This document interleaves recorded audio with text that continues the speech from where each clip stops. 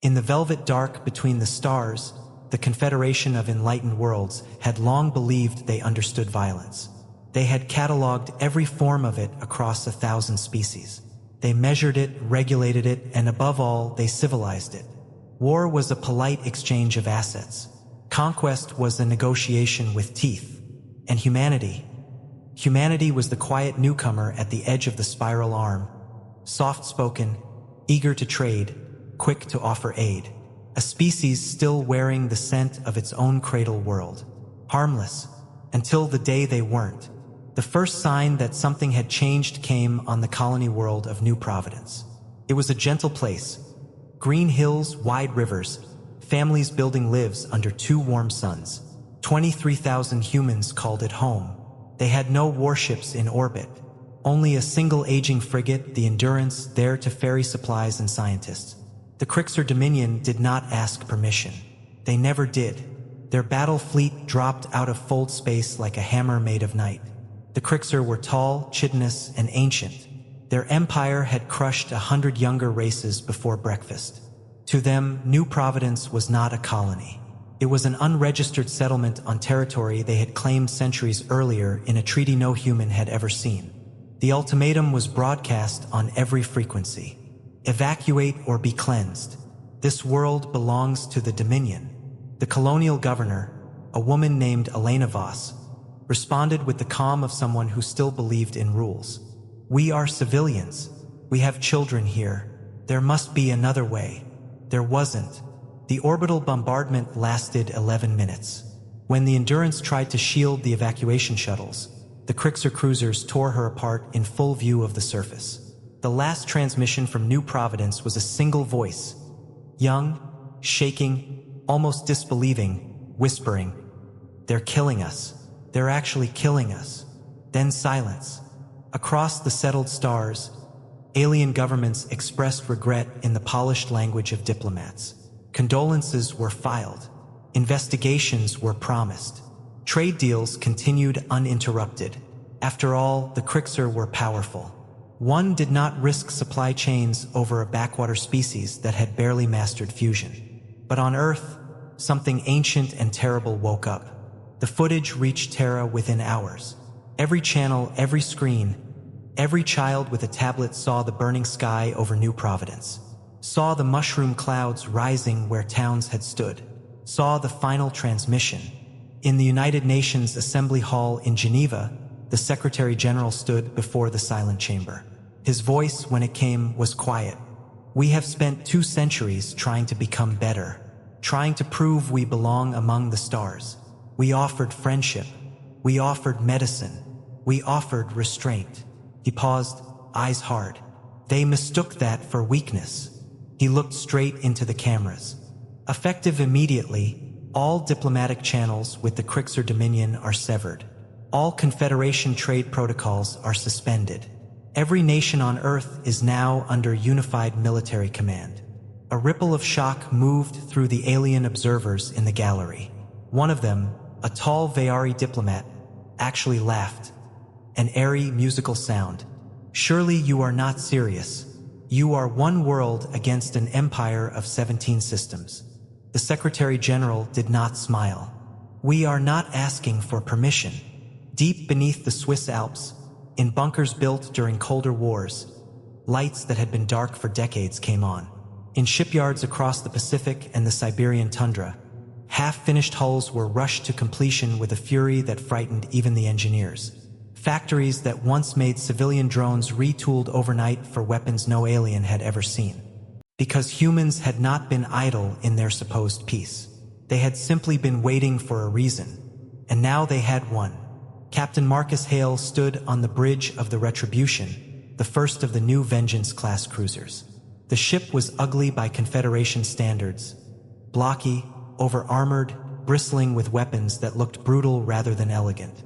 Human engineering had never cared much for beauty when function was on the line. "Status?" he asked. The tactical officer, a young woman from Lagos named Amara Okonkwo, didn't look up from her console. All 27 ships of the First Response Fleet are green. The Crixer picket at Proxima Centauri has been enthusiastic. Hale allowed himself the ghost of a smile. Good. Let's give them something to write home about. The fleet translated into the system like wolves entering a sheepfold. The Krixer squadron, for sleek destroyers meant to overawe primitives, barely had time to raise shields before the first human missiles arrived. They were not smart missiles. They were stupid, fast, and carried enough kinetic force to crack continents. One Krixer ship simply ceased to exist. Another spun away, trailing atmosphere and screams. From the lead Krixer destroyer, Admiral Vorik broadcast on open channel, his mandibles clicking in outrage. Primitives! You dare? This is an act of war against the Dominion. Captain Hale leaned forward, his face filling the view screen. He looked tired. He looked like a man who had watched an entire colony die. No, Admiral. That was an act of war. This is the response. He gave the order. What followed was not a battle in the way the galaxy understood battles. It was extermination wearing the skin of tactics. Human ships used gravity slingshots around gas giants that no sane commander would risk. They fired railguns until barrels melted. When ammunition ran low, they rammed. And when the last Krixer destroyer tried to flee into fold space, a human corvette, barely larger than a frigate, pursued it through the breach and detonated its own reactor inside the enemy's jump wake. The Krixer homeworld of Krix Prime received the recordings 3 days later. The High Dominion Council watched in stunned silence as their invincible squadron was torn apart by what should have been an inferior force. One counselor whispered, "They fight like they have nothing left to lose."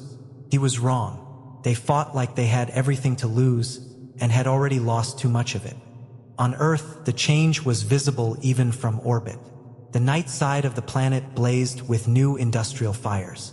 Cities that had known peace for generations now rang with the sound of marching boots and welding torches. Old soldiers came out of retirement. Young people who had never held anything deadlier than a game controller lined up at recruitment centers. And in quiet rooms, grandmothers taught their grandchildren how to hate with precision. The Krixer responded as empires always do. They gathered a real fleet, 200 ships strong, and set course for the Sol system. They would glass Earth, they declared. They would make an example that would echo for 10,000 years. The galaxy watched.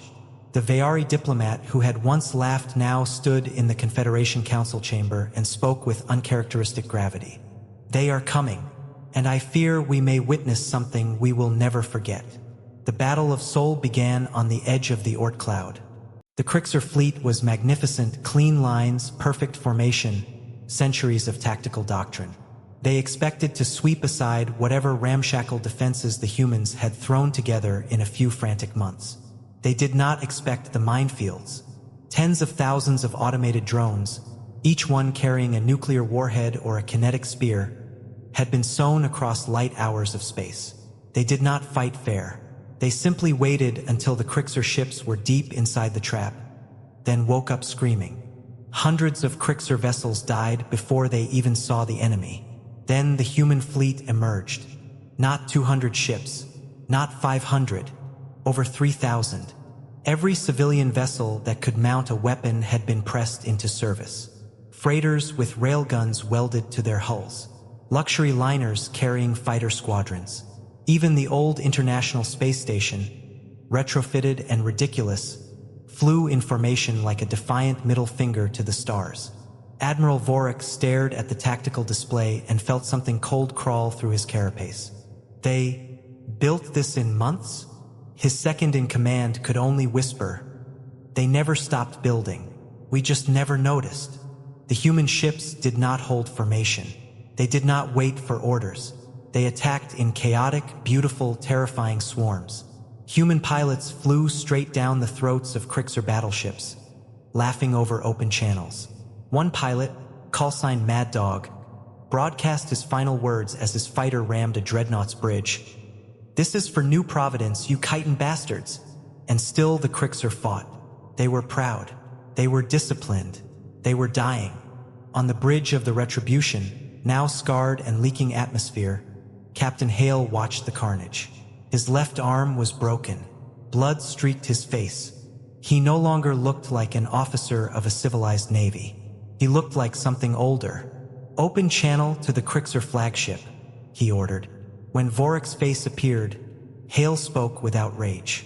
"Only exhaustion and terrible certainty. Call off your fleet, Admiral. Withdraw, or we will follow you all the way to Krix Prime and burn every world you've ever touched. We stopped being civilized the day you murdered our children. We can keep not being civilized for a very, very long time." Vorik stared at the human. Behind Hale, the bridge crew moved like people who had accepted they might never see home again. There was no fear in their eyes, only purpose. For the first time in his long life, Admiral Vorik understood that he was not facing an empire. He was facing a species that had looked into the abyss, seen its own reflection, and decided the abyss was going to blink first. The Krixer fleet broke. Not all at once, not without honor, but it broke. As the last Dominion ships limped away into fold space, pursued by human wolves, the galaxy held its breath. Months later, a single human shuttle landed on Krix Prime under flag of truce. Not to negotiate surrender. The Krixer had already offered that. The humans had refused. They came to deliver a message. Elena Voss, survivor of New Providence, now carrying the weight of 23,000 ghosts, stepped onto alien soil. She looked at the towering Krixer honor guard and spoke softly, without triumph. "You wanted to teach us our place. Instead, we showed you yours. Never mistake our mercy for weakness again. Because next time, there won't be a next time." She turned and walked back to her shuttle. Behind her, the High Council of the Dominion sat in silence, watching the small human woman leave. One of them, an elder whose mandibles had gone pale with age, finally spoke. "They are not like us. When we lose, we calculate the cost. When they lose, they become something else entirely." And so the galaxy learned. They learned that humanity had spent centuries trying to outgrow its own savage past. They had built gardens on the graves of old wars. They had reached for the stars with open hands. But when those hands were stained with the blood of the innocent, the gardens were set aside. The old fire was remembered, and for the first time the galaxy understood what it truly meant to be human. If the story moved you, subscribe for more human stories from the stars.